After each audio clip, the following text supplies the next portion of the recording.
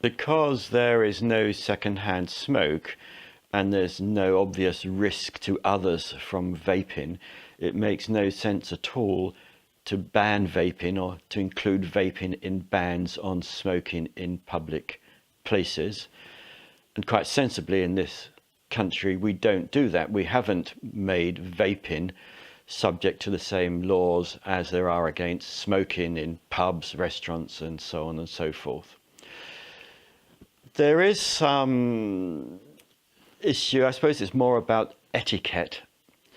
Would one want to be sitting in a restaurant where somebody beside you is using an e-cigarette which has a strong flavour? Well, I wouldn't. I mean, I'm not an e-cigarette user, I'm not a smoker, but there's a politeness aspect to it. There's also a very practical aspect to this, because if we ban e-cigarettes in public places, we're sort of saying to e-cigarette users, well, you're just the same as smokers. Go outside into the rain with all those smokers outside. That's not a very good message. We need to send out the message that vaping is different from smoking. So to my mind, it makes no sense at all to ban vaping in public places. We need a good bit of sense, bit of politeness.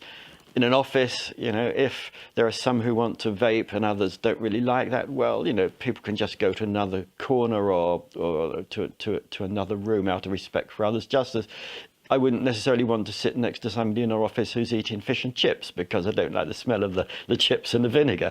But, these things can be handled in a reasonable manner. You don't need the state, you don't need laws to tell people how to do this.